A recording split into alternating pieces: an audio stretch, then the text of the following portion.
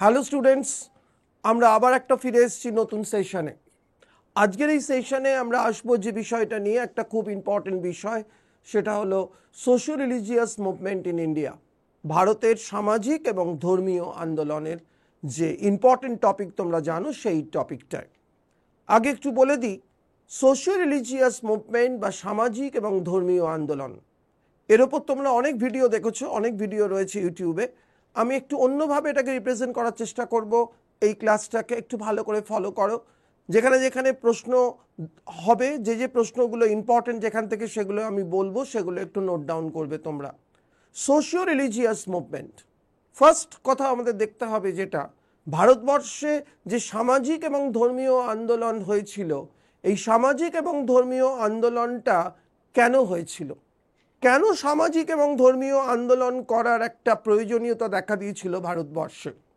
এই কোয়েশ্চেনটা আমাদের প্রথম ধাক্কা দেয় এই সেশনটার ক্ষেত্রে বা এই আলোচনাটার ক্ষেত্রে। কেন হঠাৎ সামাজিক এবং ধর্মীয় আন্দোলনটা শুরু হলো? তার কারণ একটাই, বুঝতে পারছো, যে ভারতবর্ষের সমাজ এবং ধর্মে যে কুসংস্কারগুলো বাসা বেঁধেছিল, যে সুপারস্টিশনগুলো বাসা বেঁধেছিল, যেমন নরবলি হতো, মানুষকে বলি দেয়া হতো, যেমন পরিবারে কন্যা সন্তান হলে তাকে গঙ্গার জলে বিসর্জন দেওয়া হতো, যেমন তোমরা জানো সবচেয়ে একটা ট্র্যাজিক একটা সিস্টেম ছিল সতীদাহ প্রথা, সেইটা বিধবাদের যে করুণ অবস্থা, এই যে ব্যাপারগুলো ছিল ভারতবর্ষের কাস্ট সিস্টেম, যেটা সবচেয়ে বড় অভিশাপ ছিল সমাজের, এইগুলোকে দূর করার জন্যই সোশিও রিলিজিয়াস মুভমেন্ট সংগঠিত হয়েছিল। তাহলে তোমাকে যদি প্রশ্ন দেয় ভারতবর্ষে যে সোশিও রিলিজিয়াস মুভমেন্টটা হলো, সেটার কারণ কি? সেটার কারণ হলো mainly to remove the socio religious superstitions from Indian society and religion. ভারতবর্ষের সমাজ এবং ধর্ম থেকে এই কুসংস্কারগুলোকে দূর করার জন্য যে আন্দোলন, মানে যে আন্দোলন হয়েছিল, সেটাকেই আমরা বলবো সোশিও রিলিজিয়াস মুভমেন্ট বা সামাজিক এবং ধর্মীয় আন্দোলন। নাম্বার 2, দ্বিতীয় প্রশ্ন যেটা আমাদের কাছে আসে, সেটা হলো কোন সময়ের ইতিহাস আমরা পড়তে চলেছি, এর সময়টা কত, টাইমটা কত? এই যে সামাজিক এবং ধর্মীয় আন্দোলন হলো, সোশিও রিলিজিয়াস মুভমেন্ট হলো, এই সোশিও রিলিজিয়াস মুভমেন্টের সময়টা কত, টাইমটা হলো, তোমরা জানো, ঊনবিংশ শতক, ইংরেজিতে আমরা বলতে পারি 19th সেঞ্চুরি। ঊনবিংশ শতক বা 19th সেঞ্চুরি, এই সময়ের এই যে আন্দোলনটা, এই আন্দোলনটাকেই আমরা বলছি সোশিও রিলিজিয়াস মুভমেন্ট। তাহলে সময়টা কত? ঊনবিংশ শতক বা 19th সেঞ্চুরি। আমাদের তৃতীয় প্রশ্ন, যে এই যে এত বড় একটা সামাজিক এবং ধর্মীয় আন্দোলন হলো, এবং আমরা দেখতে পাচ্ছি এই সামাজিক ধর্মীয় আন্দোলনের মধ্যে দিয়ে ভারতবর্ষে একটা বিশাল পরিবর্তন এলো, আধ্যাত্মিক পরিবর্তন, সামাজিক পরিবর্তন, ধর্মীয় পরিবর্তন। এই পরিবর্তনটা, এই যে টোটাল চেঞ্জটা এলো, এটা কোন ঘটনার একটা ইম্প্যাক্ট বা একটা ফলাফল আমরা বলতে পারি? এটা কোন ঘটনার একটা ফলাফল? এই পরিবর্তনটা, এই সামাজিক ধর্মীয় আন্দোলনটা যে ভারতবর্ষে এলো, কোন ঘটনা, যে ঘটনাটা সারা বিশ্বকে পাল্টে দিয়েছিল, সারা বিশ্বের ঘুম ভাঙিয়েছিল, যে ঘটনাটা, সেটা হলো, তোমরা দেখতেই পাচ্ছ আমাদের এই সেশনের যে মেন থিম, যেটা আজকে ইন্ডিয়ান রেনেসাঁস, যে ঘটনাটাকে বলা হয় রেনেসাঁস বা নবজাগরণ। এই নবজাগরণেরই একটা প্রভাব আমরা দেখতে পেলাম কিসে? না, ভারতবর্ষের এই সোশিও রিলিজিয়াস মুভমেন্টে। তাহলে ভারতবর্ষের সোশিও রিলিজিয়াস মুভমেন্টটা কিসের ইম্প্যাক্ট? এটা হলো, it was the impact of renaissance বা নবজাগরণ। কোথা থেকে শুরু হয়েছিল এই নবজাগরণ? নবজাগরণ শুরু হয়েছিল ইটালি থেকে। ইটালির নবজাগরণ বা ইউরোপীয় নবজাগরণ কবে শুরু হয়েছিল? সেই তোমার পঞ্চদশ শতক আমরা বলতে পারি। সেই পঞ্চদশ শতকের ইতিহাস, পঞ্চদশ শতকের সেই নবজাগরণ আমাদের দেশে এসে পৌঁছলো, তার প্রভাব ঊনবিংশ শতকে। তাহলে নবজাগরণের প্রভাবে আমরা দেখতে পাচ্ছি এই সোশিও রিলিজিয়াস মুভমেন্ট। আমরা আরেকটা কথা বলে দিই, এই যে সোশিও রিলিজিয়াস মুভমেন্টটা হলো, এটা হিন্দুদের মধ্যেও হলো, আবার মুসলিমদের মধ্যেও হলো। আলাদা আলাদাভাবে এই দুটো মুভমেন্ট হলো, socio religious movement among the in the Muslim community, আবার socio religious movement in Hindu community. এই দুটো আলাদা করে আমরা দেখলাম এই দুটো আন্দোলন সংগঠিত হলো। এই দুটো আন্দোলন আমরা দেখলাম ভারতবর্ষের ইতিহাসে। সুতরাং এই যে ঊনবিংশ শতকের নবজাগরণ, এই নবজাগরণটা তাহলে সংগঠিত হলো কিসের প্রভাবে? না নবজাগরণের প্রভাবে, বা ইন্ডিয়ান রেনেসাঁস যেটাকে আমরা বলি, যেটা ইউরোপীয় নবজাগরণের একটা প্রভাব। এইবার আমরা আসবো আমাদের আসল জায়গায়। এই নবজাগরণ যে ভারতে ঘটতে চলেছে, এই নবজাগরণ যে ভারতে ঘটতে চলেছে, এই ঘটনাটার আভাস পাওয়া গেল কবে, এক্স্যাক্টলি কবে, কোন ঘটনার মধ্য দিয়ে?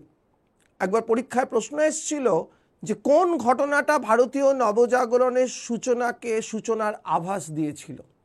ভারতে যে কিছু একটা ঘটতে চলেছে, অন্য কিছু, ভারতবর্ষ যে একটা পরিবর্তনের পথে যেতে চলেছে, এই ঘটনাটা, ভারতীয় নবজাগরণের এই ঘটনাটা কোন বিষয়টার মধ্য দিয়ে প্রথম তার আভাস পেয়েছিলাম আমরা? সেই ঘটনাটা হলো রাজা রামমোহন রায়ের তৈরি বিখ্যাত প্রতিষ্ঠান আত্মীয় সভা। আত্মীয় সভায় কোয়েশ্চেনটা দিয়েছিল যে কোন সংগঠন এই ভারতীয় নবজাগরণ সূচনার আভাস দিয়েছিল। আত্মীয় সভার প্রতিষ্ঠা, এই কোয়েশ্চেনটা যখন দিয়েছিল তখন আত্মীয় সভাও ছিল, আবার ব্রাহ্ম সভাও ছিল, বা ব্রাহ্ম সমাজও ছিল। কিন্তু উত্তর আমরা করব কোনটায়? না আত্মীয় সভা। কেননা ব্রাহ্ম সমাজের অনেক আগে আত্মীয় সভা তৈরি হয়েছিল। রাজা রামমোহন রায় 1815-তে আত্মীয় সভা তৈরি করেছিলেন, এবং আত্মীয় সভার প্রতিষ্ঠাই একটা সিগন্যাল দিয়েছিল যে ভারতে নবজাগরণ ঘটতে চলেছে। তাহলে ভারতের নবজাগরণের প্রথম ঘটনা যদি আমরা বলি এক্স্যাক্টলি, তাহলে সেই ঘটনাটায় আমরা আসবো কিসে? না রাজা রামমোহন রায়ের তৈরি প্রতিষ্ঠান আত্মীয় সভায়। এবারে আমরা আসছি বেশ কিছু সংগঠন, বেশ কিছু সোশিও রিলিজিয়াস অর্গানাইজেশন ভারতবর্ষের এই সোশিও রিলিজিয়াস মুভমেন্টগুলোকে পরিচালিত করলো। বেশ কিছু অর্গানাইজেশনের ব্যানারে, বেশ কিছু বিখ্যাত মানুষের নেতৃত্বে এই নবজাগরণ, ভারতীয় নবজাগরণ সাফল্যমণ্ডিত হলো, যেটা শুরু হলো আত্মীয় সভা দিয়ে। এরপর আমরা দেখব, আমি এখানে কয়েকটা ইম্পর্টেন্ট জিনিস বলবো, কয়েকটা ইম্পর্টেন্ট অর্গানাইজেশন বলবো, তাদের বৈশিষ্ট্যগুলো বলবো, একটু ভালো করে লক্ষ্য করো। যেমন ফার্স্ট আমরা বলতে পারি আত্মীয় সভা তো সিগন্যালটা দিল, এবার অ্যাকচুয়ালি ভারতীয় নবজাগরণটা শুরু হলো যে ঘটনাটার মধ্য দিয়ে, সেটা হলো তোমরা সবাই জানো ব্রাহ্ম সমাজ। ব্রাহ্ম সমাজ ভারতের নবজাগরণকে একটা নতুন পথে চালিত করলো। রাজা রামমোহন রায় কলকাতায় তৈরি করলেন ব্রাহ্ম সমাজ। ব্রাহ্ম সমাজের সামনে অনেকগুলো কর্মসূচি ছিল, অনেকগুলো প্রোগ্রামস নিয়ে ব্রাহ্ম সমাজ তৈরি হয়েছিল। তার মধ্যে দুটো ইম্পর্টেন্ট কর্মসূচির মধ্যে একটা হচ্ছে এই যে আইডোলেট্রি, হিন্দুদের যে এই যে পৌত্তলিকতা, অর্থাৎ এই যে মূর্তি পুজো, এই মূর্তি পুজোর বিরোধিতা করেছিল তারা, এটা এক নম্বর। আর দু নম্বর হচ্ছে তারা প্রচার করতে চেয়েছিল সেই অবিস্মরণীয় তত্ত্ব ঈশ্বর একম অদ্বিতীয়ম, God is one, God is exclusive, ঈশ্বর এক এবং অদ্বিতীয়। এই যে থটটা, এই থটটাও তারা প্রচার করার চেষ্টা করেছিল ব্রাহ্ম সমাজ। এছাড়াও ব্রাহ্ম সমাজের আরও অন্যান্য বিষয়ে কন্ট্রিবিউশন ছিল, শিক্ষার ক্ষেত্রে কন্ট্রিবিউশন ছিল, নারী জাগরণে কন্ট্রিবিউশন ছিল, এবং তার সঙ্গে ভারতবর্ষে যে কাস্ট সিস্টেম বা জাতিভেদ প্রথা, তার বিরুদ্ধেও কথা বলেছিল ব্রাহ্ম সমাজ। সুতরাং ব্রাহ্ম সমাজ একটা ইম্পর্টেন্ট রোল প্লে করলো, এবং ব্রাহ্ম সমাজকে বলা হলো কি না ভারতীয় নবজাগরণের প্রবেশদ্বার। হিস্টোরিয়ানরা বলছেন আত্মীয় সভা যদি নবজাগরণের সূচনার আভাস দিয়ে থাকে, তাহলে ব্রাহ্ম সমাজকে আমরা বলতে পারি ভারতীয় নবজাগরণের যুগে প্রবেশের একটা প্রবেশপথ বা গেটওয়ে অফ ইন্ডিয়ান রেনেসাঁস। তাহলে ব্রাহ্ম সমাজকে আমরা বলবো gateway of the Indian renaissance, বা ভারতীয় নবজাগরণের যে যুগ, সেই যুগে প্রবেশের একটা প্রবেশ পথ আমরা বলতে পারি ব্রাহ্ম সমাজের প্রতিষ্ঠাকে। WBCS প্রিলিমসে প্রশ্ন এসেছিল একটা, যে কোনো কম্পিটিটিভ এক্সামই আসতে পারে। ব্রাহ্ম সমাজের ফাউন্ডার আমরা জানি রাজা রামমোহন রায়, কিন্তু ব্রাহ্ম সমাজের প্রথম সচিব কে ছিলেন এই প্রশ্নটা এসেছিল। একটা বিখ্যাত প্রশ্ন, বিসিএস প্রিলিমসে দিয়েছিল একবার, অন্য যে কোনো পরীক্ষায় আসতে পারে। সেটা হলো তারাচাঁদ চক্রবর্তী।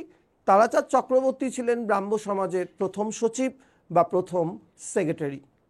আর একটা জিনিস আমাদের জেনে রাখতে হবে ব্রাহ্ম সমাজ থেকে, এই ব্রাহ্ম আন্দোলন বা ব্রাহ্ম মুভমেন্ট, ব্রাহ্ম সমাজ যে কর্মসূচিগুলো গ্রহণ করলো, যে কর্মসূচিগুলোর মধ্যে দিয়ে তারা ভারতীয় নবজাগরণকে বাস্তবায়িত করার চেষ্টা করলো, সেই ঘটনাটাকে বলা হয় ব্রাহ্ম আন্দোলন বা ব্রাহ্ম মুভমেন্ট। এই ব্রাহ্ম আন্দোলনের আর একটা অন্যতম লড়াই ছিল সতীদাহ প্রথা বিলোপের সপক্ষে বা সতীদাহ প্রথার বিরুদ্ধে। আমরা জানি যেখানে রামমোহন রায় একটা খুব গুরুত্বপূর্ণ ভূমিকা পালন করেছিলেন। যে জায়গাটায় এই ব্রাহ্ম সমাজ, রাজা রামমোহন রায় মারা যাবার পর ব্রাহ্ম সমাজের দায়িত্ব অর্পিত হয়েছিল দেবেন্দ্রনাথ ঠাকুরের হাতে, কেশব সেনের হাতে, শিবনাথ শাস্ত্রী, এরা নেতৃত্ব দিয়েছিল পরপর এই রামমোহন রায়ের মৃত্যুর পর। সুতরাং ব্রাহ্ম সমাজের যে ধারাবাহিকতা, হয়তো যুগের পরিবর্তনে ব্রাহ্ম সমাজ ভেঙে টুকরো টুকরো হয়ে গেছে। আদি ব্রাহ্ম সমাজ, ভারতীয় ব্রাহ্ম সমাজ, নববিধান, এরকম বিভিন্ন ফ্র্যাকশন তৈরি হয়েছে, কিন্তু ব্রাহ্ম সমাজের যে আসল উদ্দেশ্য, সমাজকে পরিবর্তন করার উদ্দেশ্য, ধর্মকে প্রগতিশীল করে করার উদ্দেশ্য, এই আলটিমেট যে উদ্দেশ্য, সেটা কিন্তু পালন করে গেছে এই ব্রাহ্ম সমাজ। তাহলে ব্রাহ্ম সমাজ যখন আমরা তৈরি করব, তখন আমরা তৈরি করব, এটা কে তৈরি করলো এটা তো বটেই, এটা তো বলার আর অপেক্ষা রাখে না। ব্রাহ্ম সমাজের উদ্দেশ্য কি ছিল আমরা বলেছি, প্রধান দুটো উদ্দেশ্যের কথা আমরা আলোচনা করেছি একটু আগে। আর কি ছিল, ব্রাহ্ম সমাজের প্রথম সচিব কে ছিল, আর রামমোহন রায়ের মৃত্যুর পর ব্রাহ্ম সমাজের দায়িত্ব কার হাতে গেছিল। আর একটা কথা আমাদের তৈরি করে রাখতে হবে, যেটা আমি আগে বললাম, ভারতীয় নবজাগরণের প্রবেশ পথ বা গেটওয়ে অফ ইন্ডিয়ান রেনেসান্স আমরা কোন সংগঠনকে বলবো না, ব্রাহ্ম সমাজকে বলবো। যে ব্রাহ্ম সমাজ ভারতের নবজাগরণের বা ধর্মীয় ও সমাজ সংস্কার আন্দোলনের মেন মেরুদণ্ডটাকে তৈরি করেছিল, মেন ব্যাকগ্রাউন্ডটাকে তৈরি করেছিল, সেটা হলো এই ব্রাহ্ম সমাজ। ব্রাহ্ম সমাজ যখন এই প্রগতিশীল সংস্কারগুলো করার চেষ্টা করছে এবং তুমুল আন্দোলন করছে, সারা ভারত জুড়ে, খালি বাংলা নয়, সারা ভারত জুড়ে জনমত তৈরি করছে এইগুলোর বিরুদ্ধে, সতীদাহ প্রথার বিরুদ্ধে, জাতিভেদ প্রথার বিরুদ্ধে, এইগুলোর বিরুদ্ধে একটা আমূল পরিবর্তন আনার চেষ্টা করছেন ভারতের সমাজ এবং ধর্মীয় ক্ষেত্রে। ঠিক সেই সময় ব্রাহ্ম সমাজকে কাউন্টার করার জন্য, ব্রাহ্ম সমাজকে প্রতিহত করার জন্য, ব্রাহ্ম সমাজের এই প্রগতিশীল সংস্কারগুলোকে আটকানোর জন্য একটা কাউন্টার অর্গানাইজেশন তৈরি হলো, একটা সোশিও রিলিজিয়াস অর্গানাইজেশন তৈরি হলো, একটা প্রতিপক্ষ, একটা সংগঠন তৈরি হলো, যেটার নাম হলো ধর্মসভা। ধর্মসভা তৈরি করলেন রাজা রাধাকান্ত দেব। এই রাজা রাধাকান্ত দেব তার ধর্মসভার ব্যানারে বা ধর্মসভার প্ল্যাটফর্ম থেকে তিনি এই ব্রাহ্ম সমাজের যে আন্দোলন, সেটাকে বিরোধিতা করার চেষ্টা করলেন। বিশেষ করে এই সতীদাহ প্রথার বিরুদ্ধে যে লড়াই করছিল, সতীদাহ প্রথা আর বিরুদ্ধে বা সতীদাহ প্রথা বিলোপের জন্য যে আন্দোলন করছিল, যে জনমত তৈরি করছিল, সেটাকে প্রতিহত করার জন্য তৈরি হলো ধর্মসভা। এই ধর্মসভার প্রতিষ্ঠা মেন ফাউন্ডার ছিলেন রাধাকান্ত দেব, নাম্বার 1। সেকেন্ড হলো, কেন তৈরি হলো ধর্মসভা? ধর্মসভা তৈরি হলো মেনলি কোন জায়গাটা আটকানোর জন্য, ব্রাহ্ম সমাজের সংস্কারগুলোকে প্রতিহত করার জন্য বা সেগুলোকে আটকানোর জন্য তৈরি হলো ধর্মসভা। আর একটা জিনিস তোমাদের জানতে হবে, পরীক্ষা এসেছিল, ধর্মসভার একটা জার্নাল ছিল। তোমরা জানো প্রত্যেক অর্গানাইজেশনের একটা না একটা জার্নাল থাকে, আমি অনেক ক্লাসে বলেছি এটা। ধর্মসভার নিজস্ব একটা পত্রিকা ছিল, যে পত্রিকাটার নাম ছিল সমাচার চন্দ্রিকা। এই সমাচার চন্দ্রিকা পত্রিকাতে রিপিটেডলি, ফ্রিকোয়েন্টলি এই সতীদাহ প্রথা অবলুপ্তি বা বিলোপের বিরুদ্ধে প্রচার করা হয়েছিল সমাচার চন্দ্রিকা বলে একটা বিখ্যাত পত্রিকা, যেটাকে বলা হয়ে থাকে ধর্মসভার একটা মুখপত্র বা একটা জার্নাল। ধর্মসভার পর এবার আমরা নেক্সট যে অর্গানাইজেশনটা আসব সেটা হলো পার্সিদের একটা অর্গানাইজেশন। তোমরা জানো পার্সি বলে একটা সম্প্রদায় আমাদের, যাদের অরিজিনাল হোমল্যান্ড ছিল পারস্য বা ইরানে। এই পার্সিরা ভারতের ইতিহাসে একটা খুব গুরুত্বপূর্ণ ভূমিকা গ্রহণ করেছিল। ভারতের ইতিহাসে, ভারতের রাজনীতিতে, ভারতের অর্থনীতিতে, ভারতের শিল্পে এই পার্সিদের অবদান বিশেষভাবে স্মরণীয়। এই পার্সিদের ডেভেলপমেন্টের জন্য একটা অর্গানাইজেশন এলো, যে অর্গানাইজেশনটা তৈরি হলো অ্যাকচুয়ালি বম্বেতে। অর্গানাইজেশনটার নাম ছিল রাহানুমাই মাজদাশান সভা। রাহানুমাই মাজদাশান সভা, এই রাহানুমাই মাজদাশান সভা তৈরি করেছিলেন একদল পার্সি ব্যক্তিত্ব, কিন্তু তার মধ্যে সবচেয়ে ইম্পর্টেন্ট যার নাম ছিল, যার নাম আমরা সবাই জানি, the grand old man of Indian politics, দাদাভাই নওরোজি, এই প্রতিষ্ঠায় একটা গুরুত্বপূর্ণ ভূমিকা নিয়েছিলেন। এই রাহানুমাই মাজদাশান সভার প্রতিষ্ঠার ক্ষেত্রে তিনি এটা প্রতিষ্ঠা করেছিলেন, তার সঙ্গে আরও অনেকে তাকে অ্যাসিস্ট করেছিলেন। এই অর্গানাইজেশনের উদ্দেশ্য কি ছিল? নাম্বার ওয়ান, পার্সি উইমেন যারা, পার্সি মহিলা যারা, তাদের মধ্যে শিক্ষার জাগরণ ঘটানো, তাদের মধ্যে শিক্ষাকে সম্প্রসারিত করা। নাম্বার ওয়ান, পার্সিয়ান রিলিজিয়ানের মধ্যে যে কুসংস্কারগুলো এসছিল সেই কুসংস্কারগুলোকে কি করা না, রিফর্ম করা, কুসংস্কারগুলোকে দূর করা, এবং অ্যাজ এ হোল পার্সি সম্প্রদায়ের একটা অলরাউন্ড ডেভেলপমেন্ট বা পার্সি সম্প্রদায়ের একটা সমৃদ্ধি মানে সোশিও রিলিজিয়াস ডেভেলপমেন্টের কর্মসূচি সামনে নিয়ে তৈরি হয়েছিল রাহানুমাই মাজদাশান সভা। তো পার্সিদের সোশিও রিলিজিয়াস অর্গানাইজেশন যদি বলে তাহলে হবে অবভিয়াসলি এই রাহানুমাই মাজদাশান সভা বম্বেতে তৈরি করেছিলেন, যেটা কে করেছিলেন না এই দাদাভাই নওরোজি। আরও অনেক ফাউন্ডার ছিলেন, কিন্তু দাদাভাই নওরোজি ছিলেন মেনলি। এই পার্সিদের, তোমরা জানো এই পার্সিদের যে বাইবেল, পার্সিদের যে ধর্মগ্রন্থ, তাকে বলা হয় জেন্দ আভেস্তা, এবং তারা এই জেন্দ আভেস্তাকে সামনে রেখে পার্সি ধর্মের যে কুসংস্কারগুলো সেগুলোকে দূর করার জন্যই তৈরি হয়েছিল রাহানুমাই মাজদাশান সভার মতো একটা গুরুত্বপূর্ণ প্রতিষ্ঠান, যেটা এই সমাজ এবং ধর্মীয় সংস্কার আন্দোলনে একটা নতুন পথ তৈরি করেছিল পার্সিদের মধ্যে। সেই জন্য অনেকে এই অর্গানাইজেশনটাকে বলেছেন যে পার্সিদের সমাজ সংস্কার আন্দোলনের প্রভাতী তারকা বা morning star of the reformation movement of the Parsis. পার্সিদের মধ্যে যে নবজাগরণ এসেছিল, যে সোশিও রিলিজিয়াস রিজেনারেশন হয়েছিল, তার মূল বার্তাটা বহন করেছিল কে? এই সংগঠন। তারাই এটার মর্নিং স্টার হিসেবে কাজ করেছিল বা প্রভাতী তারকা হিসেবে কাজ করেছিল, আমরা কথা বলতে পারি। সুতরাং পার্সিদের মধ্যে এটা একটা খুব পপুলার অর্গানাইজেশন রাহানুমাই মাজদাশান সভা। আমরা আসবো আর একটা ইম্পর্টেন্ট অর্গানাইজেশনে, সেটা হলো প্রার্থনা সমাজ। ভীষণ পরীক্ষায় আসে, খুব কমন, তোমরা সবাই জানো। প্রার্থনা সমাজের ফাউন্ডারের নাম সব সময় পরীক্ষায় আসে। প্রার্থনা সমাজের ফাউন্ডার আমরা জানি, তোমরা সবাই জানো, এইটা প্রতিষ্ঠা হয়েছিল, এবং এই যে প্রতিষ্ঠাটা, দুটো জিনিস আমাদের মনে রাখতে হবে। প্রতিষ্ঠাতার নাম তো সব পরীক্ষায় দেয়, প্রার্থনা সমাজের ফাউন্ডেশন কে করেছিলেন। দুটো জিনিস আমি এক্সেপশনাল জিনিস একটু বলে রাখবো, প্রার্থনা সমাজ থেকে ভালো করে খেয়াল রাখবে।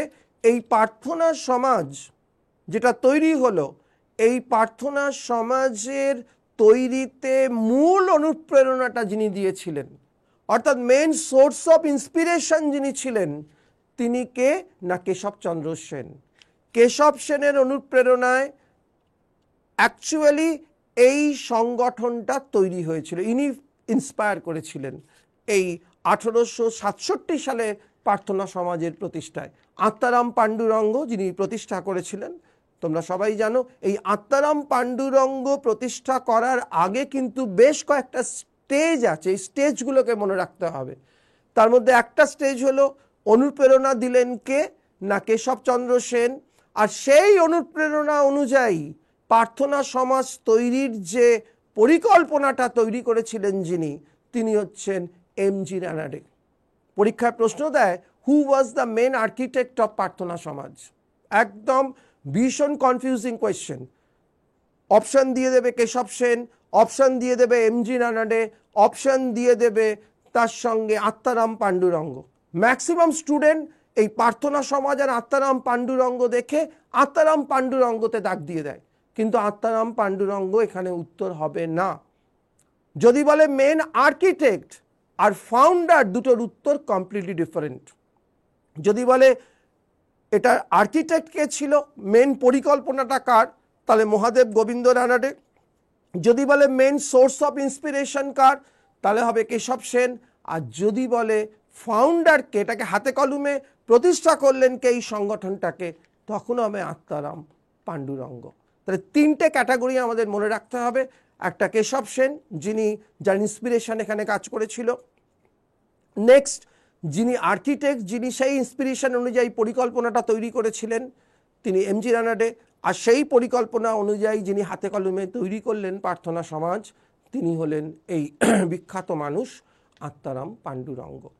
তাহলে তিনটে ক্যাটাগরি, তিনটে ডিফারেন্ট অ্যান্সার। আর একটা জিনিস তোমাদের বলে দিই, প্রার্থনা সমাজের আর একটা এক্সেপশনাল ব্যাপার। এই প্রার্থনা সমাজে যোগদান করেছিলেন 1867-এ তৈরি হয়েছিল, কিন্তু 1870-তে এখানে অফিসিয়ালি জয়েন করেছিলেন দুজন বিখ্যাত মানুষ মহারাষ্ট্রে। একজন হলেন এমজি রানাডে, আর একজন হলেন রামকৃষ্ণ ভান্ডারকর। রামকৃষ্ণ ভান্ডারকর এবং এমজি রানাডে এরা দুজনে জয়েন করেছিলেন 1870-তে, এবং বলা যায় যে এদের জয়নিংয়ের পর, এরা যোগদান করার পর প্রার্থনা সমাজ একটা নতুন প্রাণ পেয়েছিল। প্রার্থনা সমাজে নতুন জীবন দান করেছিলেন এই দুজন বিখ্যাত ব্যক্তিত্ব। এমজি রানাডে তোমরা জানো, যাকে বলা হয় মহারাষ্ট্রের সক্রেটিস। এমজি রানাডে মহারাষ্ট্রের সক্রেটিস। এই সেই এমজি রানাডে যাকে বলা হয় কি না, এই সেই এমজি রানাডে যাকে বলা হয় father of western Indian renaissance. পশ্চিম ভারতে তোমরা জানো উনি মহারাষ্ট্রের মানুষ ছিলেন, western India, western part of India. এই জন্য মহাদেব গোবিন্দ রানাডেকে বলা হয় যে father of western Indian renaissance, বা পশ্চিম ভারতের নবজাগরণের জনক। তাকে বলা হয় এমজি রানাডেকে। এই সেই এমজি রানাডে যার থেকে প্রশ্ন এসেছিল একবার যে দাদাভাই নওরোজির ড্রেন অফ ওয়েলথ থিওরিকে কে ইলাবোরেট করেছিল। এই সেই এমজি রানাডে যিনি দাদাভাই নওরোজির এই ড্রেন অফ ওয়েলথ থিওরিটাকে আরও এক্সপ্যান্ড করেছিলেন, আরও নতুন নতুন ডাইমেনশনের সঙ্গে অ্যাড করেছিলেন, এটাকে ইলাবোরেট করেছিলেন।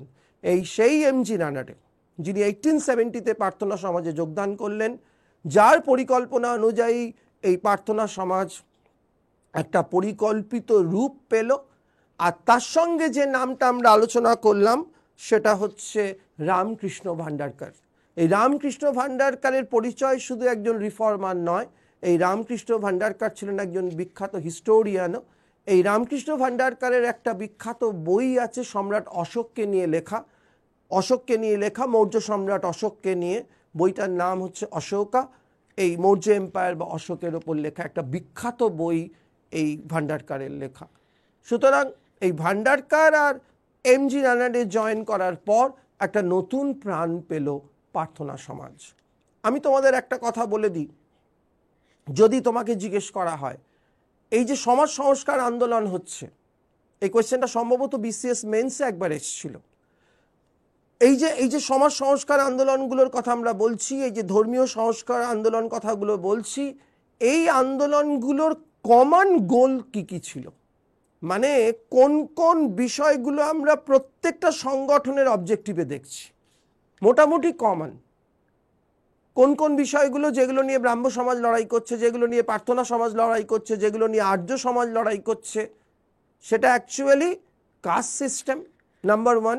কমন ফিচার এই সোশিও রিলিজিয়াস অর্গানাইজেশনগুলোর, যারা কাস্ট সিস্টেমের এগেনস্টে লড়াই করছে, যারা লড়াই করছে for the sake of women's development, নারী শিক্ষার জন্য যারা লড়াই করছে এইটা, আর অ্যাজ এ হোল শিক্ষার বিস্তারের জন্য যারা কাজ করছে in spreading of education as a whole, যেখানে নারীদের এডুকেশনের উপর বেশি জোর দেওয়া হচ্ছে, কাস্ট সিস্টেমে একটা ইম্পর্টেন্ট রোল এরা প্লে করছে। সুতরাং এই যে অর্গানাইজেশনগুলো, এই অর্গানাইজেশনগুলোর কমন ফিচার কিন্তু এইগুলোই: কাস্ট সিস্টেমের এগেনস্টে লড়াই, নারী শিক্ষার প্রসারণ এবং অ্যাজ এ হোল শিক্ষার প্রসারণ ঘটানো, এগুলোর ওপর তারা ম্যাক্সিমাম কাজ করছে। আমরা নেক্সট যে অর্গানাইজেশনটায় আসবো, ভীষণ ইম্পর্টেন্ট, সবসময় পরীক্ষায় দেয়, সেটা হলো আর্য সমাজ। এই আর্য সমাজের ফাউন্ডার ছিলেন স্বামী দয়ানন্দ সরস্বতী, যার অ্যাকচুয়াল নাম ছিল মূল শঙ্কর এবং popularly known as Dayanand Saraswati. Swami Dayanand Saraswati আর্য সমাজ তৈরি করেছিলেন 1875 সালে। তোমরা জানো এই আর্য সমাজ থেকে যে প্রশ্নগুলো আসার সম্ভাবনা থাকে, তার মধ্যে প্রথম প্রশ্ন যেটা, আর্য সমাজ কে ফাউন্ডার, কবে হলো, এগুলো তো রয়েছেই, তার সঙ্গে একটু এক্সেপশনাল দিকে যদি আমরা যাই, তাহলে আমরা দেখব এই আর্য সমাজ থেকে যে প্রশ্নগুলো দেয় তার মধ্যে একটা হলো আর্য সমাজের মূল কর্মসূচিটা কী ছিল, আর্য সমাজের উদ্দেশ্য কী ছিল, কোন উদ্দেশ্যটা নিয়ে এরা লড়াই করেছিল, সেটা হলো শুদ্ধি আন্দোলন। সেটা হলো শুদ্ধি আন্দোলন। এই শুদ্ধি আন্দোলনটা কি? শুদ্ধি আন্দোলন আমরা কাকে বলবো? শুদ্ধি মুভমেন্টটা কি?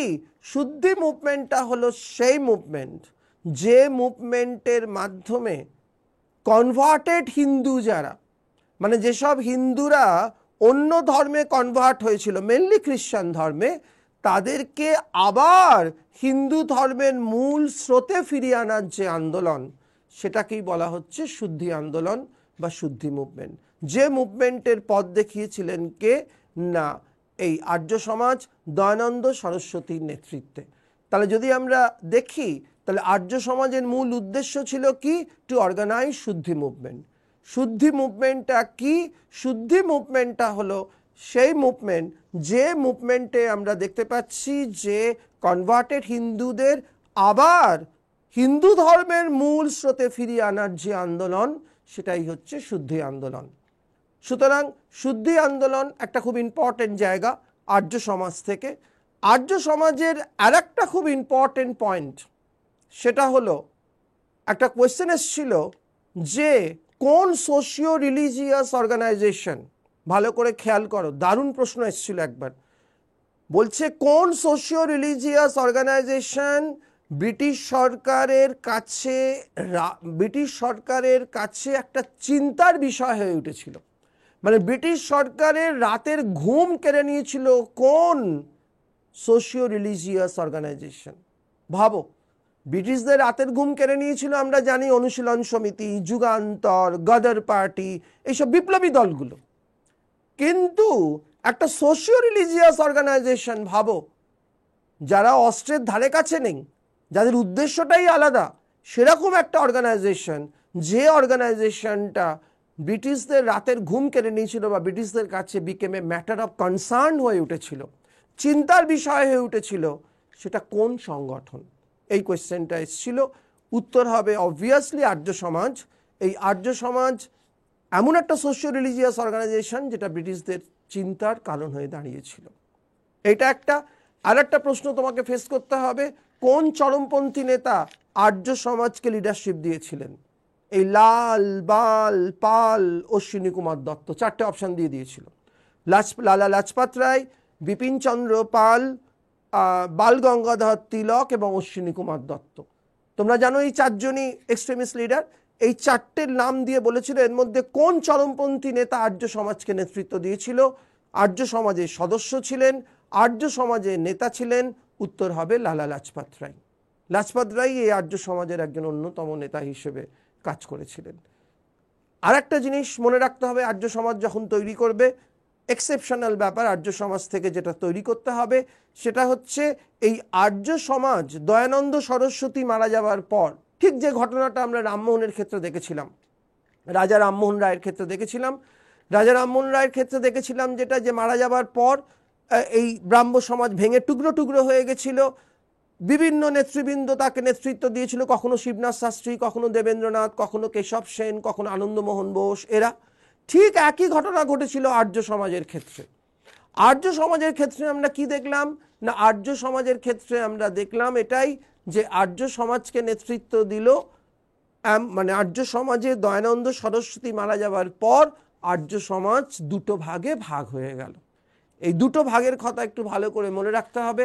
একটা ভাগ যার নাম হলো Dayanand Anglo Vedic college group, দুটো গ্রুপে ভাগ হলো। Dayanand Anglo Vedic college group, DAV college group, Dayanand Anglo Vedic college group, যার ফাউন্ডার হলেন লালা হংসরাজ। লাহোরে তৈরি হলো এই দলটা, এই গ্রুপটা।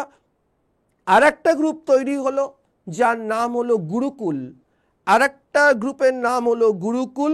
এই গুরুকুল গ্রুপটাকে তৈরি করলেন দয়ানন্দরই শিষ্য স্বামী শ্রদ্ধানন্দ। এরা দুজনেই দয়ানন্দের শিষ্য ছিলেন। দয়ানন্দ মারা যাবার পর আদর্শগত কারণে তারা দুটো ভাগে ভাগ হয়ে গিয়ে দুটো গ্রুপ বানালেন। একটা হলো Dayanand Anglo Vedic college group, আর একটা গ্রুপ তৈরি হলো যেটাকে বলা হলো গুরুকুল গ্রুপ। এই গুরুকুল গ্রুপটাকে লিড করলেন স্বামী শ্রদ্ধানন্দ, এটা তৈরি হলো হরিদ্বারে। আর Dayananda Anglo Vedic college group তৈরি হলো এই কি বলে লাহোরে। একটা কোয়েশ্চেন এসেছিল, দয়ানন্দ অ্যাংলো বেদিক কলেজ লাহোরে তৈরি হয়েছিল এই কলেজ, এই কলেজের প্রথম প্রিন্সিপাল কে হয়েছিলেন? এই দয়ানন্দ অ্যাংলো বেদিক কলেজের প্রথম অধ্যক্ষ হয়েছিলেন এই লালা হংসরাজ। সুতরাং আর্য সমাজ যখন তৈরি করবে তখন কে ফাউন্ডার, কত সালে ফাউন্ডেশন, এর পাশাপাশি এই ব্যাপারগুলো একটুখানি তোমাদের দেখে নিতে হবে। নেক্সট আমরা আসবো যেটা আর একটা ইম্পর্টেন্ট সোশিও রিলিজিয়াস অর্গানাইজেশন, কলকাতায় তৈরি হয়েছিল 1870-এ তৈরি হয়েছিল actually, Indian reform association. Indian reform association 1870-তে তৈরি হয়েছিল। আচ্ছা এক মিনিট, আমি আর একটা কথা একটু তোমাদের বলে রাখি। এই যে স্বামী দয়ানন্দের কথা আমরা বলছিলাম, এই স্বামী দয়ানন্দ সরস্বতীকে WBCS একটা প্রশ্ন এসেছিল, সেটা হচ্ছে যে who is called father of Hindu revivalism, Hindu পুনরুজ্জীবনবাদের জনক আমরা কাকে বলবো? সেখানে দুটো অপশান নিয়ে খুব সমস্যা হয়েছিল।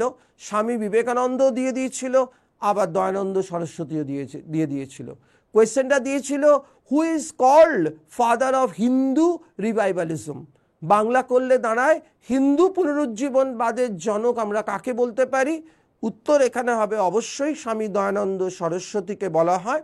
কেন বলা হয়? তার কারণ ওই যে বললাম, শুদ্ধি আন্দোলনের মাধ্যমে তিনি হিন্দু ধর্মকে আবার জাগরিত করেছিলেন, পুনর্জাগরিত করেছিলেন, সেই জন্য তাকে বলা হয় ফাদার অফ হিন্দু রিভাইভালিজম। পরীক্ষা এসেছিল, কোয়েশ্চেনটা খেয়াল রেখো। এবার আমরা ফিরবো, আমরা যেটা আলোচনা করছিলাম, ইন্ডিয়ান রিফর্ম অ্যাসোসিয়েশন 1870-এ তৈরি হয়েছিল কলকাতায়। তৈরি করেছিলেন কে? না কেশবচন্দ্র সেন, ব্রহ্মানন্দ কেশবচন্দ্র সেন। দেবেন্দ্রনাথ ঠাকুর তাকে ব্রহ্মানন্দ উপাধি দিয়েছিলেন, তোমরা জানো। সেই কেশব সেনের উদ্যোগে তৈরি হয়েছিল ইন্ডিয়ান রিফর্ম অ্যাসোসিয়েশন। এই ইন্ডিয়ান রিফর্ম অ্যাসোসিয়েশনের উদ্যোগে একটা খুব ইম্পর্টেন্ট আইন প্রবর্তিত হয়েছিল, যে আইনটার কথা, যে আইনটার নাম পরীক্ষায় এসেছিল, বিসিএসে এসেছিল, যে কোনো পরীক্ষায় আবার আসতে পারে। সেটা হলো যে আইনটা পাশ করতে বাধ্য হয়েছিল ব্রিটিশ সরকার। তোমাদের কাছে একটা কথা পরিষ্কার বলে রাখি, আমরা যে আইনগুলো দেখেছি, যে সোশ্যাল লেজিসলেচারগুলো, যে সামাজিক আইনগুলো যেগুলো ব্রিটিশরা পাশ করতে বাধ্য হয়েছিল, যেমন widow remarriage act, abolition of sati act, age of consent act, এই যে সোশ্যাল লেজিসলেশন যেগুলো হয়েছিল, সেগুলো কিন্তু ব্রিটিশরা নিজের ইচ্ছায় কখনোই করেনি। করবেই বা কেন? করার কথাও নয়।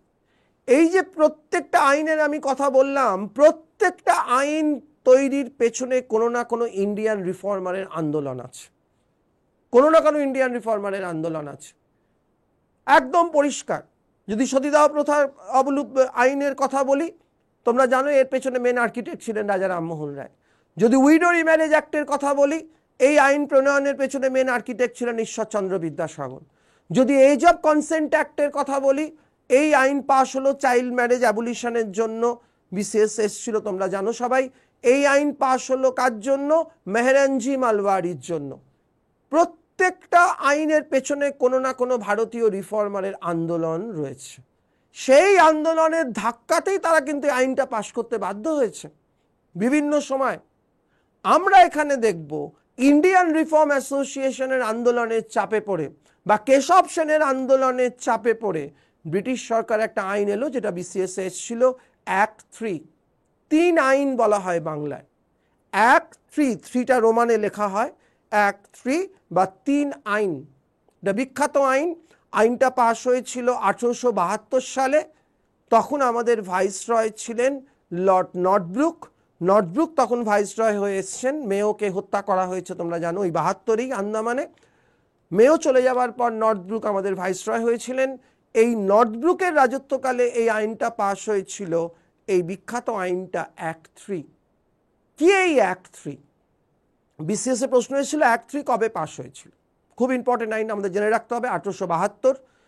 ইন্ডিয়ান রিফর্ম অ্যাসোসিয়েশন তৈরি হয়েছিল 1870। 1872 এই আইন পাশ করতে বাধ্য হয়েছিল ব্রিটিশ সরকার কেশব সেনের আন্দোলনের চাপে পড়ে। এই অ্যাক্ট 3-র মধ্যে কি কি আইন আছে আমি একটু বলবো, ভালো করে শুনে নাও। অ্যাক্ট 3-র মধ্যে 3টে আইন আমরা দেখব। একটা হচ্ছে অ্যাবলিশন অফ চাইল্ড ম্যারেজ, এইটা নিয়ে একটা হলো বাল্যবিবাহ বন্ধ করার জন্য। নেক্সট হচ্ছে অ্যাবলিশন অফ পলিগ্যামি, বহুবিবাহ যেটা ছিল আমাদের সমাজ একটা সাংঘাতিক সোশ্যাল ডিজিজ সেই সময়, সেইটাকে বন্ধ করার জন্য অ্যাবলিশন অফ পলিগ্যামি। আর একটা হলো introduction of intercaste marriage. Introduction of intercaste marriage বা অসবর্ণ বিবাহ। এই অসবর্ণ বিবাহের ব্যাপারটা তো আইন পাশ হলো।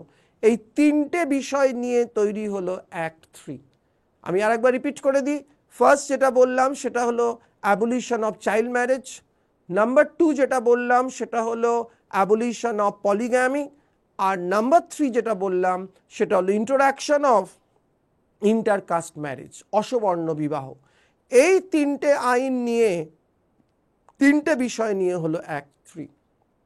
আইনটা এলো 1872-এ নর্থব্রুকের রাজত্বকালে।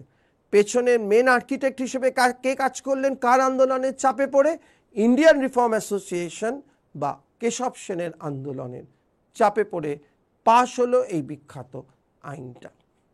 আমরা নেক্সট আর একটা অর্গানাইজেশনের কথায় আসব, যে অর্গানাইজেশনটা অ্যাকচুয়ালি আমরা দেখতে পাচ্ছি একটা স্পিরিচুয়াল অর্গানাইজেশন হিসেবে ডেভেলপ করেছিল, জাস্ট একটা স্পিরিচুয়াল অর্গানাইজেশন।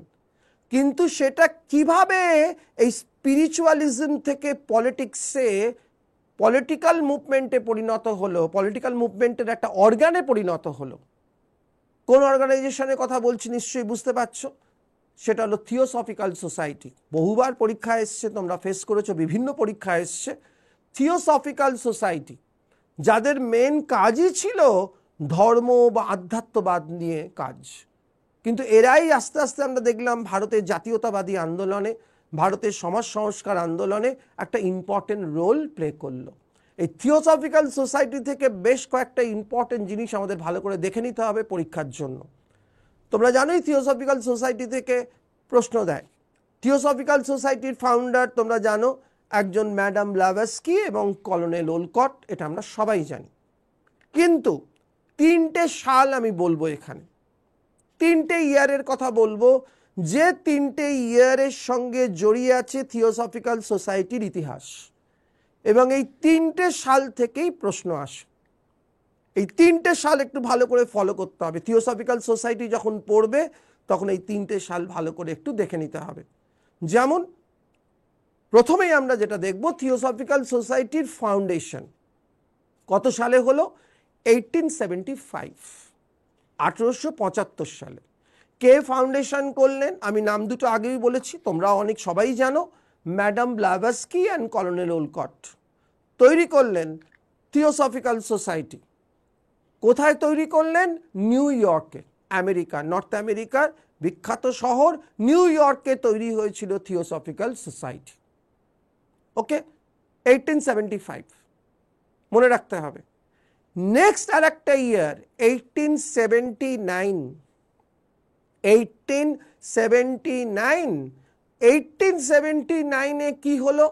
1879 আমরা দেখলাম এই madam Blavatsky and colonel Olcott they came to India from New York. America থেকে এরা দুজন ইন্ডিয়াতে এলো 1879, ভালো করে ফলো করো।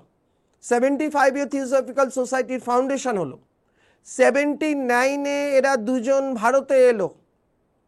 আর নেক্সট আর একটা ইয়ার মনে রাখতে হবে 1882 তারা তৈরি করলো চেন্নাইয়ের কাছে একটা বিখ্যাত জায়গা অ্যাডেয়ার বলে একটা বিখ্যাত জায়গা ম্যাড্রাসের কাছে বা চেন্নাইয়ের কাছে, যেখানে তারা থিওসফিক্যাল সোসাইটির একটা কেন্দ্র তৈরি করলেন ভারতবর্ষে 1882। তাহলে তিনটে সাল 1875 থিওসফিক্যাল সোসাইটির ফাউন্ডেশন হলো, 1879 এই madam Blavatsky and colonel Olcott India এলেন, আর 1882 তারা একটা সেন্টার তৈরি করলেন ইন্ডিয়াতে থিওসফিক্যাল সোসাইটির অ্যাডেয়ারে। নামটা ভালো করে মনে রাখতে হবে, পরীক্ষায় প্রশ্ন এসেছিল ভারতে থিওসফিক্যাল সোসাইটির হেডকোয়ার্টার কোথায় ছিল? ইন্ডিয়াতে থিওসফিক্যাল সোসাইটির হেডকোয়ার্টার ছিল এই অ্যাডেয়ার, চেন্নাইয়ের কাছে একটা জায়গা, যেটা তৈরি হয়েছিল 1882-তে।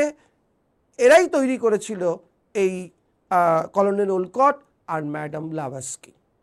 এই থিওসফিক্যাল সোসাইটির উদ্দেশ্য মেনলি ছিল, তৈরি হয়েছিল স্পিরিচুয়াল উদ্দেশ্যে, কিন্তু এটা আস্তে আস্তে এটা এক্সপ্যান্ড করেছিল পলিটিক্যাল অর্গানাইজেশন হিসেবে, আমরা বলতে পারি socio political and religious organisation হিসেবে এটা আত্মপ্রকাশ করেছিল।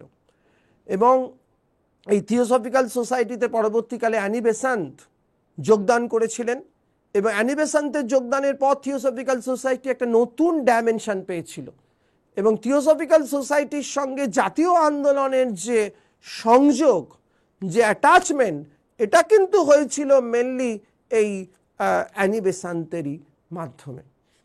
আর একটা জিনিস বলে দিই, এই থিওসফিক্যাল সোসাইটি আমি আগেই বলেছি প্রত্যেকটা অর্গানাইজেশনে, সে পলিটিক্যাল হোক, সেটা সোশিও রিলিজিয়াস হোক, যে কোনো অর্গানাইজেশনের কথা আমরা বলি না কেন, সেই অর্গানাইজেশনের একটা না একটা জার্নাল বা নিউজ পেপার থাকে।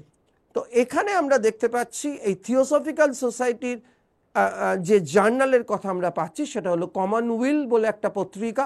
কমনওয়েল, এই কমনওয়েলটা ছিল এদের সবচেয়ে ইম্পর্টেন্ট একটা জার্নাল। কাদের না? এই থিওসফিক্যাল সোসাইটির একটা মুখপত্র। তাহলে থিওসফিক্যাল সোসাইটিটা আমি ঠিক যেভাবে বললাম এইভাবে তৈরি করবে, তিনটে সালকে সামনে রেখে থিওসফিক্যাল সোসাইটিটা তৈরি করবে। এটা খুব ইম্পর্টেন্ট একটা অর্গানাইজেশন। আমরা আসবো আর একটা অর্গানাইজেশনের কথায়, সেবা সদন। অর্গানাইজেশনটা খুব পপুলার নয়, আমরা জানি। তৈরি হয়েছিল বম্বেতে।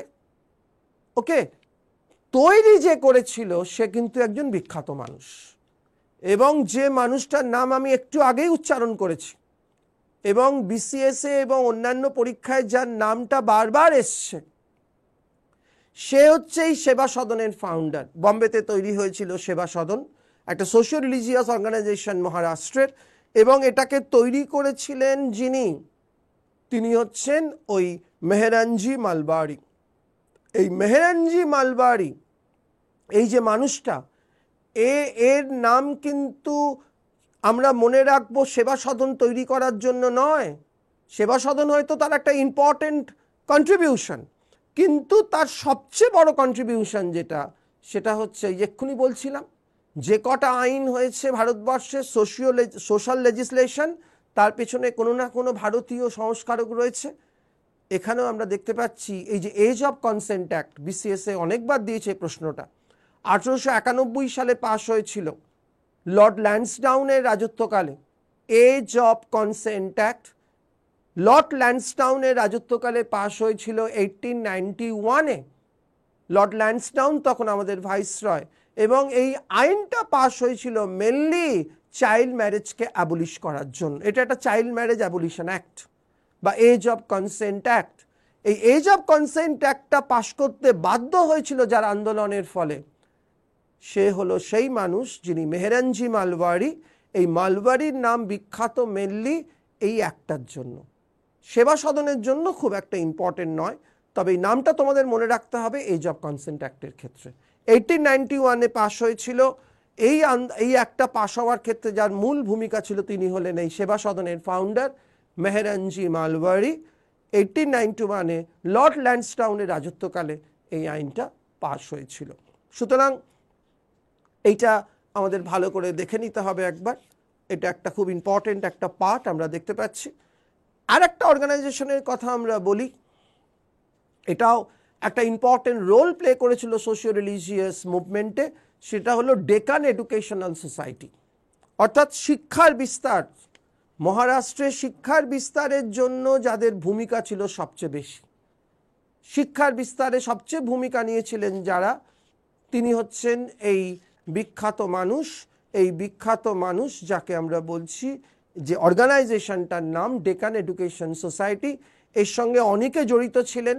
জিজি আগারকার বলে একজন ছিলেন, গোপাল গণেশ আগারকার, বিজি তিলক, বাল গঙ্গাধর তিলক, এদের মতো বিখ্যাত মানুষরা জড়িয়ে আছে এই সংগঠনের সঙ্গে, এই ডেকান এডুকেশন সোসাইটি। এবং এটা যখন তৈরি করবে, আর একটা জিনিস তোমাদের মনে রাখতে হবে ভালো করে, যে ডেকান এডুকেশন সোসাইটি মেনলি তৈরি হলো একটা খুব ইম্পর্টেন্ট ইয়ার, জাতীয় কংগ্রেসের প্রতিষ্ঠা যে বছর 1885, ওই সময়তেই প্রতিষ্ঠা হয়েছিল ডেকান এডুকেশন সোসাইটি। তো এই যে ডেকান এডুকেশন সোসাইটি যে ফাউন্ডেশন হলো, এই ডেকান এডুকেশন সোসাইটির ব্যানারেই তৈরি হয়েছিল বম্বের একটা বিখ্যাত কলেজ, পুনার একটা বিখ্যাত কলেজ, মহারাষ্ট্রের একটা বিখ্যাত কলেজ, এখনও রয়েছে সেই কলেজের অস্তিত্ব, ফার্গুসন কলেজ।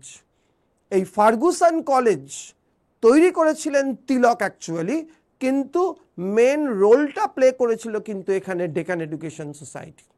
যদি তোমাকে বলে কোন অর্গানাইজেশনের উদ্যোগে তৈরি হয়েছিল ফার্গুসন কলেজ, তাহলে উত্তর হবে ডেকান এডুকেশন সোসাইটি।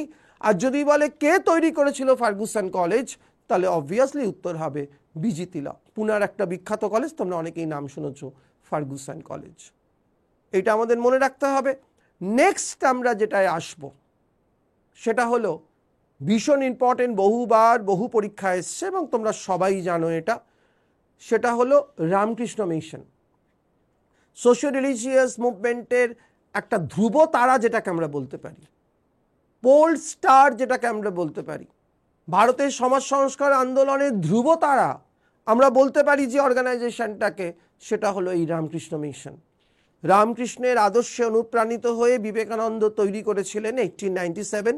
এই সালটা বহু পরীক্ষা এসছে, রামকৃষ্ণ মিশন কবে তৈরি হয়েছিল, 1897-এ।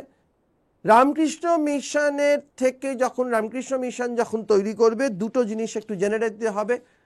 একটা জিনিস জেনে নিতে হবে, রামকৃষ্ণ মিশনের ইয়ার অফ ফাউন্ডেশন তো করতেই হবে, ফাউন্ডারের কথা ছেড়ে দাও, সবাই জানো তোমরা। আর এই রামকৃষ্ণ মিশনের দুটো পত্রিকার নাম জেনে যেতে হবে। আমি আবার বলছি যে, আমি আবার আগেও বলেছি যে প্রত্যেক অর্গানাইজেশনের কিছু না কিছু জার্নাল থাকে। তো রামকৃষ্ণ মিশনের দুটো বিখ্যাত পত্রিকার নাম তোমাদের জেনে যেতে হবে। একটা হলো উদ্বোধন, আর একটা হলো প্রবুদ্ধ ভারত।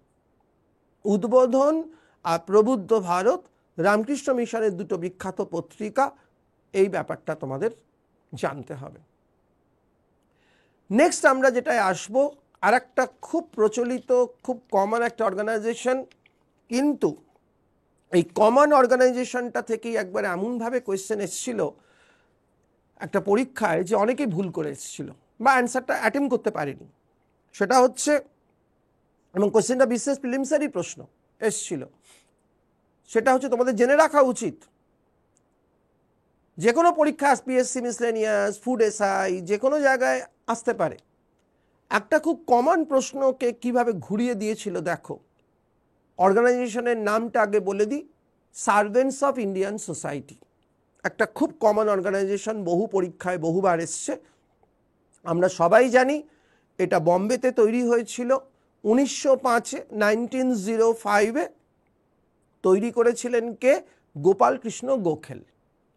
ভারতীয়রা যাতে দেশ সেবায় নিজেদের নিয়োজিত করতে পারে, ভারত মাতাকে ব্রিটিশদের হাত থেকে মুক্ত করার জন্য যে যে দায়িত্ব তাদের পালন করতে হবে সেই দায়িত্ব সম্পর্কে সচেতন করার জন্য তৈরি হয়েছিল সার্ভেন্টস অফ ইন্ডিয়ান সোসাইটি।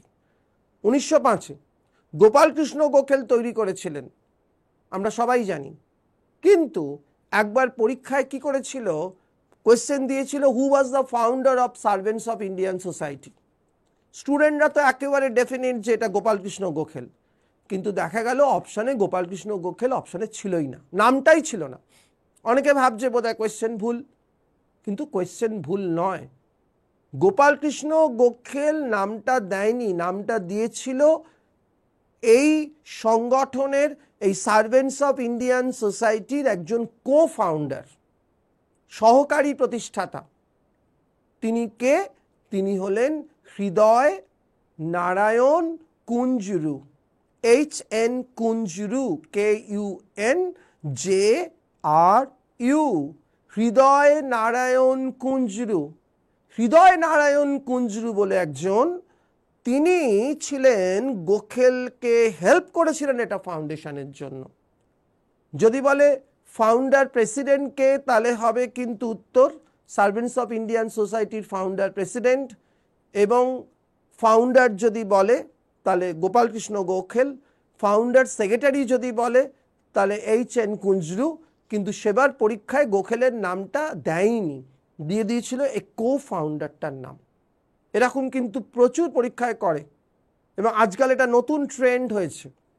যেসব প্রতিষ্ঠানে একের বেশি ফাউন্ডার, সেখানে কমন যে নামটা সেটা দেয় না, বা সেটা দেয়, দিলেও সেটা কোয়েশ্চেন পেপারে দিয়ে দেয়, দিয়ে বলে এর সঙ্গে কে ছিল। যেমন আমি তোমাদের একটা এক্সাম্পল দিই। একবার দিয়েছিল একটা পরীক্ষায় ইন্ডিয়ান অ্যাসোসিয়েশন, আমরা সবাই জানি একটা ভীষণ important political organisation, pre Congress political organisation. পরীক্ষায় প্রশ্ন এসেছিল যে Indian association was founded by Surendranath Bandyopadhyay along with, আমরা সবাই জানি সুরেন্দ্রনাথ বন্দ্যোপাধ্যায় ইন্ডিয়ান অ্যাসোসিয়েশনের ফাউন্ডার। এই যে উত্তরটা আমরা জানি, সেটা কোয়েশ্চেন সেটাররা পরীক্ষায় মানে কোয়েশ্চেন পেপারে দিয়ে দিয়েছে, দিয়ে বলছে ওর সঙ্গে কে ছিল। আমরা জানি যে ইন্ডিয়ান অ্যাসোসিয়েশনের প্রতিষ্ঠা এস.এর ব্যানার্জির সঙ্গে আনন্দমোহন বোস ছিলেন। সুতরাং এরকম অনেক প্রচুর অর্গানাইজেশন আছে যেখানে একের বেশি ফাউন্ডার। এই অর্গানাইজেশনগুলো একটু ভালো করে দেখে নিতে হবে কো ফাউন্ডারগুলোর নাম। তাহলে যদি বলে গোপাল, যদি বলে সার্ভেন্টস অফ ইন্ডিয়ান সোসাইটির ফাউন্ডার গোখেলের সঙ্গে কে ছিলেন, তাহলে বলতে হবে হৃদয় নারায়ণ কুঞ্জরু, HN কুঞ্জরু, যার উদ্যোগে এটা তৈরি হয়েছিল। সুতরাং এটা আমাদের অর্গানাইজেশনগুলো ভালো করে মনে রাখতে হবে। তো আমি আগেই বলেছি যে সোশিও রিলিজিয়াস মুভমেন্ট যেটা হয়েছিল, সেটা এই যে মুভমেন্টটা বা অর্গানাইজেশনগুলো, এগুলো যেমন হিন্দুদের মধ্যে হয়েছিল, আবার আলাদা করে মুসলিমদের মধ্যেও হয়েছিল। ওকে, মুসলিমদের মধ্যে এরকম বেশ কিছু আন্দোলন ছিল, বেশ কিছু সংগঠন ছিল, আমরা জানি, যারা এই সমাজ এবং ধর্মীয় আন্দোলনগুলোকে ত্বরান্বিত করেছিল। তার মধ্যে আমরা যেটা দেখব, আমি দু একটার কথা একটু আলোচনা করব যেগুলো ভীষণ পরীক্ষায় দেয়।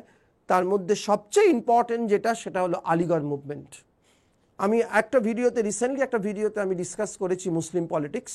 সেই মুসলিম পলিটিক্স ডিসকাস করতে গিয়ে, আলোচনা করতে গিয়ে যে সংগঠনের নাম, যে সোশিও রিলিজিয়াস আন্দোলনের নাম বারবার ঘুরে ফিরে আসে, আমিও উল্লেখ করেছি এই আলোচনা রিসেন্টলি একটা ভিডিওতে, সেটা হলো আলিগড় মুভমেন্ট। এই আলিগড় আন্দোলন হচ্ছে মুসলিমদের মধ্যে যে সোশিও রিলিজিয়াস মুভমেন্টগুলো হয়েছিল 19বিংশ শতকে, তার মধ্যে এটা হলো মেন আলিগড় মুভমেন্ট। এই আলিগড় মুভমেন্ট, এই ব্যাপারটাকে আমরা কি করে তৈরি করব পরীক্ষার জন্য, কি কি দিকগুলো দেখে যাব আলিগড় মুভমেন্টের, কোন কোন পার্সপেক্টিভ থেকে আলিগড় মুভমেন্টটাকে আমরা পড়ব। ফার্স্ট হচ্ছে আলিগড় মুভমেন্ট কবে হলো, আমরা জানি 1875। এই মুভমেন্টকে সংগঠিত করলেন কে না, স্যার সৈয়দ আহমেদ খান, আমরা তাও জানি। আর একটা জিনিস আমাদের দেখে যেতে হবে যে এই আলিগড় মুভমেন্টের আলটিমেট মানে ইনিশিয়াল অবজেক্টিভ কী ছিল আর আলটিমেট অবজেক্টিভ কী হলো, আমরা ওই ভিডিওটা আলোচনা করেছি মুসলিম পলিটিক্স পড়াতে গিয়ে। তোমরা নিশ্চয়ই ফলো করবে সেটা হচ্ছে যে ইনিশিয়াল অবজেক্টিভ কি ছিল, আর 5টা অর্গানাইজেশন যে অবজেক্টিভ নিয়ে শুরু হয়েছিল, আলিগড় মুভমেন্টের সূচনাও হয়েছিল সেই একই উদ্দেশ্য নিয়ে। কি উদ্দেশ্য নিয়ে তৈরি হয়েছিল আলিগড় মুভমেন্ট শুরু হয়েছিল? To regenerate the Muslim population, মানে কি মুসলিম জনসমাজকে জাগরিত করার জন্য, পুনর্জাগরিত করার জন্য, রিজেনারেট করার জন্য, মুসলিমদের মধ্যে নবজাগরণ আনার জন্য। হিন্দুদের মধ্যে নবজাগরণ আনায় রামমোহন যে কাজটা করলেন, সৈয়দ আহমেদ খান সেই কাজটাই করলেন মুসলিম জনসমাজের মধ্যে। আলিগড় আন্দোলন, এই আলিগড় আন্দোলনের জনক আমরা তাহলে বলবো সৈয়দ আহমেদ খানকে। এর আলটিমেট ইনিশিয়াল অবজেক্টিভ ছিল এটা, আর আলটিমেট অবজেক্টিভ কি হলো? আলটিমেট অবজেক্টিভ হলো কি না, to develop a spirit of Muslim politics, Muslim রাজনীতির একটা চেতনা তৈরি করা। হিন্দু এবং মুসলিম যে আলাদা একটা আইডেন্টিটি, এই ব্যাপারটার একটা কনসেপ্ট প্রথম নিয়ে এলো ইন্ডিয়ার মাটিতে আলিগড় আন্দোলন। সেই জন্য আমরা আলোচনা করেছি, এই ভিডিওতে দেখবে, এই জন্য সৈয়দ আহমেদ খানকে বলা হয়েছিল father of two nation theory, দ্বিজাতি তত্ত্বের জনক। সেই আলিগড় আন্দোলন 1875-এ, এই আন্দোলন করতে গিয়ে আরেকজনের নাম আমাদের, আরেকটা নাম আমাদের করতে হবে। এবার বিশেষ প্রিলিমসেও এসেছিল অ্যাংলো ওরিয়েন্টাল মোহামেডান কলেজ, যে অ্যাংলো ওরিয়েন্টাল মোহামেডান কলেজের ব্যানারে এই আলিগড় আন্দোলন সংগঠিত হয়েছিল। এটার ফাউন্ডারের নাম চেয়েছিল, এটা বহুবার এই কোয়েশ্চেন এসছে, sir Syed Ahmed Khan. Anglo oriental Mohammedan college, এই অ্যাংলো ওরিয়েন্টাল মোহামেডান কলেজ, এদের উদ্দেশ্য কি ছিল?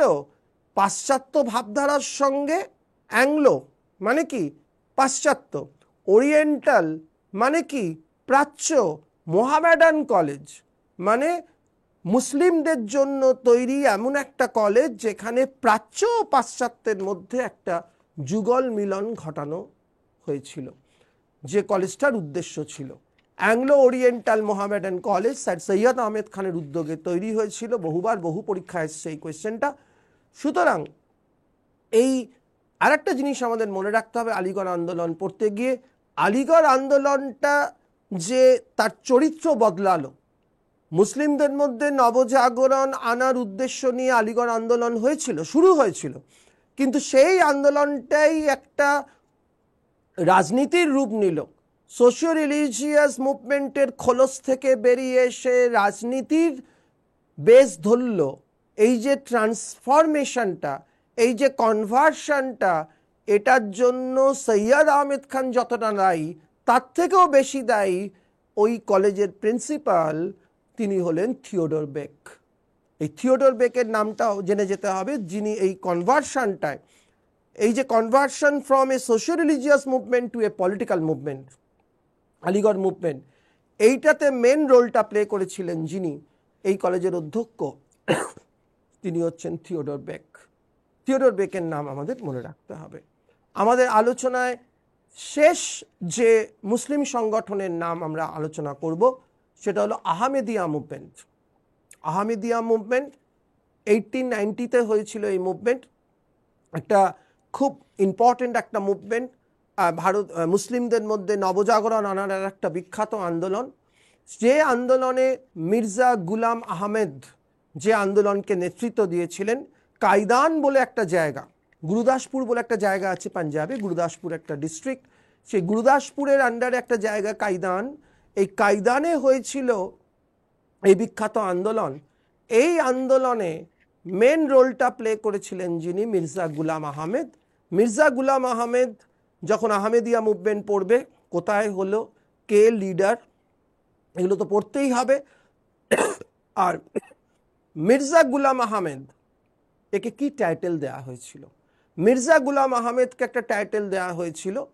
এই আন্দোলনটা মুসলিমদের মধ্যে শুরু হলেও এই আন্দোলনটা কিন্তু একটা সেকুলার মুভমেন্ট হিসেবে আত্মপ্রকাশ করেছিল শেষ পর্যন্ত, যে জন্য এই গুলাম আহমেদকে বলা হয়েছিল কি না, ইনকারনেশন অফ লর্ড কৃষ্ণ, কৃষ্ণের অবতার বলা হয়েছিল এই মির্জা গুলাম আহমেদকে, ইনকারনেশন অফ লর্ড কৃষ্ণ বা কৃষ্ণের অবতার।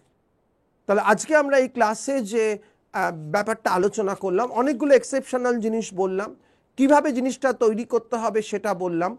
আমাদের সামনে যে পরীক্ষাগুলো, আমরা যে পরীক্ষাগুলো সাধারণত দিই, WBCS prelims, WBCS main, clerkship, miscellaneous, food SI, এই যে পরীক্ষাগুলো, এই পরীক্ষাগুলোতে কিন্তু সবকটা পরীক্ষায় আমি যে অর্গানাইজেশনগুলোর নাম ডিসকাস করলাম, যেভাবে ডিসকাস করলাম, এই এক একটা অর্গানাইজেশন কোন পয়েন্ট অফ ভিউতে আমাদের পড়তে হবে, সেগুলো কিন্তু এইভাবে একটুখানি এগোতে হবে।